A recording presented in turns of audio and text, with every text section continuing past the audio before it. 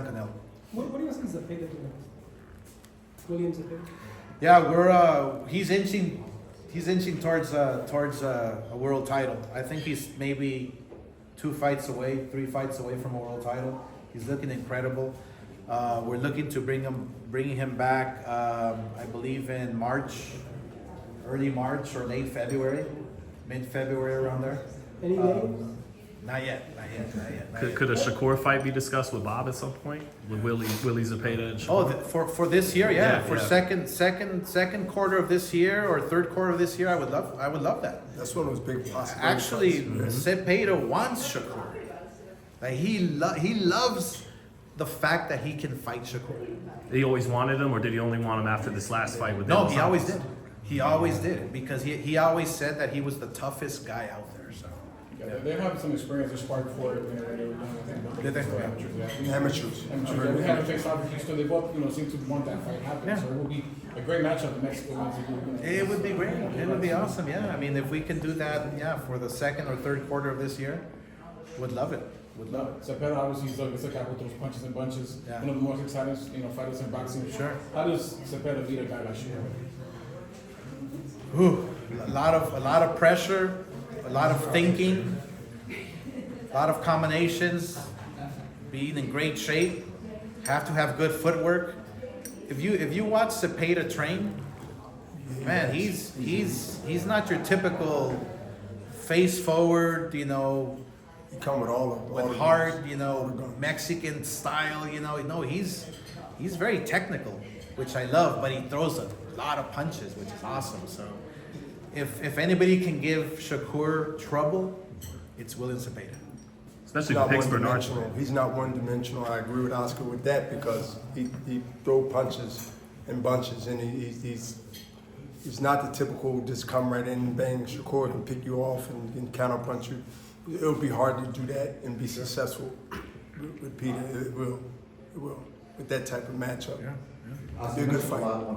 No, go ahead. You mentioned a lot of plans already in place. You got shows this month, a lot of big plans in the first quarter. Has anything changed with the zone? Because it seemed like you guys always had a fight for your place at the table. It seems like now they're more willing to give you the stage. Yeah, no, we have, our relationship with the zone, has always been a great working relationship, and it's evolved to a great relationship, a friendly relationship, a business that we know, we both know we need each other, and so we're going to continue to deliver the best content we can, and they're going to deliver the best platform they can, and to the world, and they're the leaders. I mean, whether you like it or not, the zone is the leader in boxing today.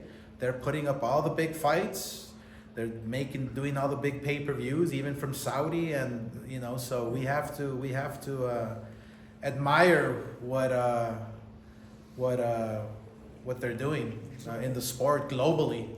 But one thing for sure is that we here in the U.S. are paving the way and leading the way, and we continue to to just show the world that we want to make these big fights happen. That's the bottom line. I know there's interim fights and this and that, but we eventually want to make the big fights happen. That's the lead up. Exactly. That's the the lead bottom up. line. So. The lead up is the big fights. Oscar, and this week we're at Vergil Hotels, which looks really swaggy. You guys brought Ramirez to the Cosmopolitan, which was classy. You mentioned the Sphere. Is there any other venues in Vegas you guys got your eye on? Oh yeah, you have the Michelob Arena, which is the Mandalay Arena. Bay. That's about what, 12,000 seats? Is it 15? 13.5. 13.5. Okay. Yeah. Then you have the MGM. Then you have the big, the big guns. There is the T-Mobile Arena. Then I mean, if you really want to get serious, you have the Allegiant Stadium, which I'm not counting out for a super fight or a super card. I mean, imagine Canelo Munguia at the Allegiant Stadium with, let's say, Vergil on the undercard, with Shakur and Zepeda on the undercard. I mean, that's the Super Bowl of boxing there. There's plenty of real estate. So how hard is it to make those fights though? Because I guess now the consensus is that if we do have a good main event, that means that the undercard's going to be trying. Yeah, How I'm not can for we that. get like you said, an event like that would sell out so many pay-per-views, Yeah. and you get the idea.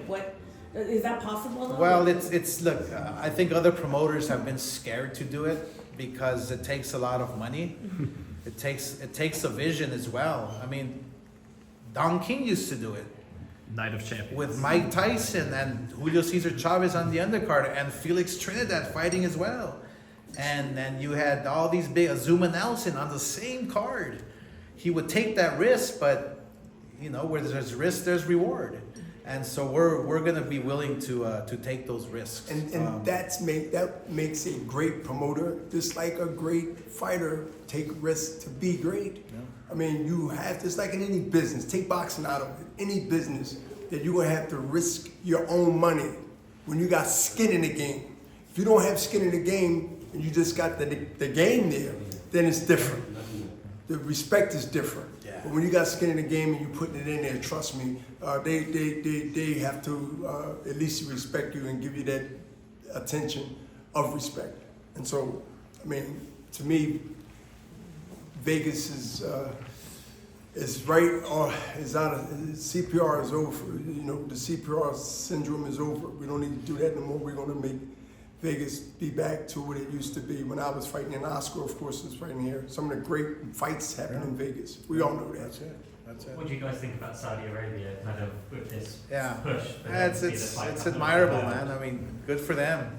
I love it. Do you think they can ever take that status away from Vegas, though? Like, you guys are US-based boxing promoters. Yeah, well, it's interesting because, you know, when you have, they had that show, the heavyweights or the, you know, it was a great card, great names.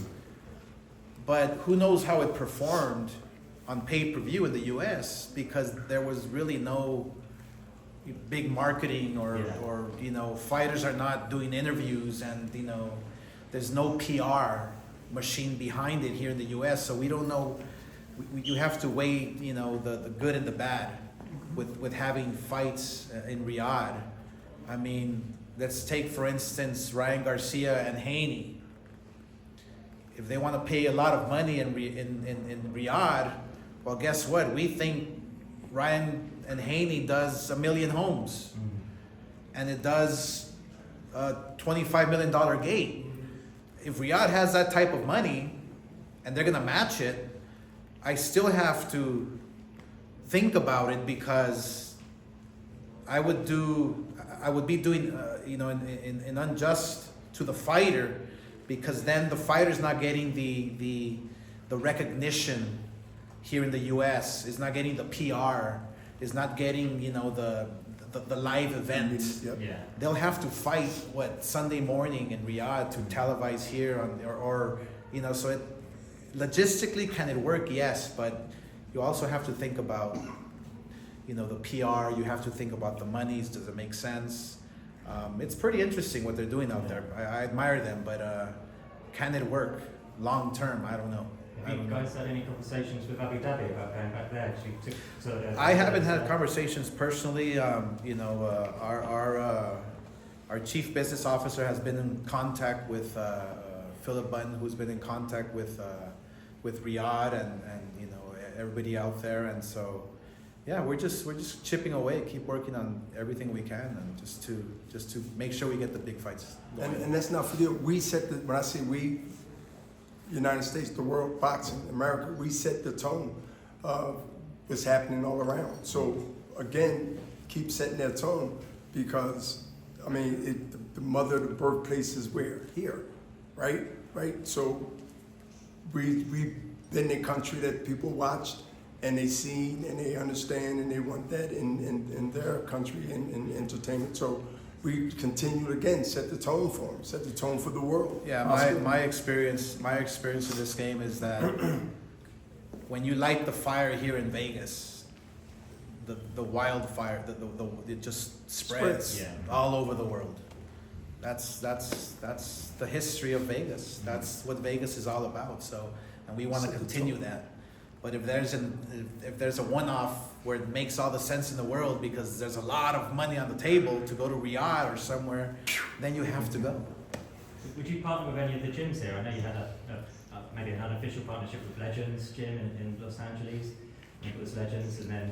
Yeah, I'm gonna go pick Fernando Vargas's brain. You know, I think he has a gym here. Yeah.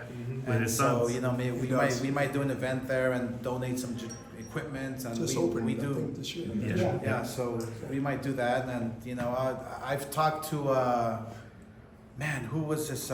Jesus, I feel so bad that I don't remember.